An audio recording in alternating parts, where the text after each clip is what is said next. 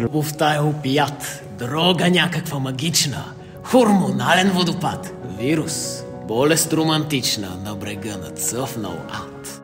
Едни магия я наричаме, а други химия отсичаме, но щом след нея странно тичаме, то трябва ли да я отричаме? Любовта се пие почти на екс. Струва си да се опита. Тя е химия, страст, болка, вляво, недопита, конституция.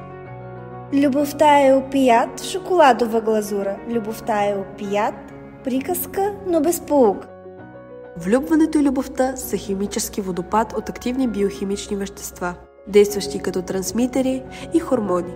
Фенилетиламин, серотонин, допамин, неадреналин, ендорфин и окситоцин. Но какво е любовта без шоколад, кафе и вино?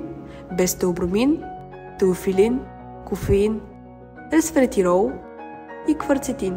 Пример за това са пърхащите пеперуди в стомаха, които са следствие от... Аз съм причината за тях. Аз съм норадреналин.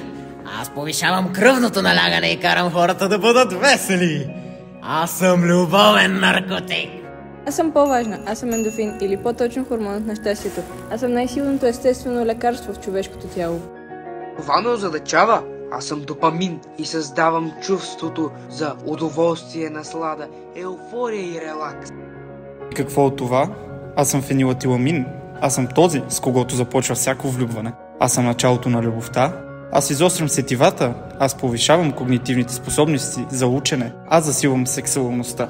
Това не те прави важен. Аз съм окситоцин. Аз съм хормона на любовта и привързаността.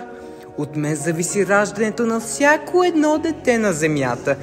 Аз съм този, който е в основата на приятелството, обичта, любовта и привързаността.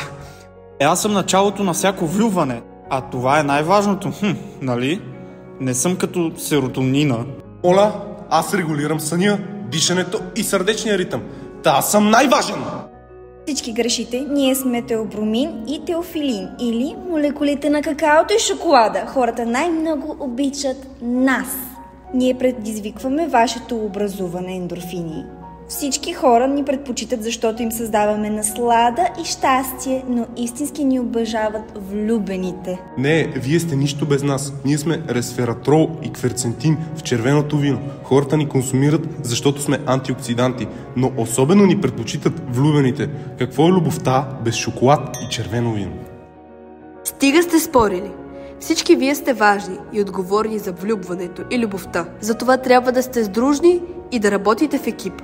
В името на любовта. Обичайте себе си. Обичайте се и помнете, Всичко е любов. А любовта е биохимия.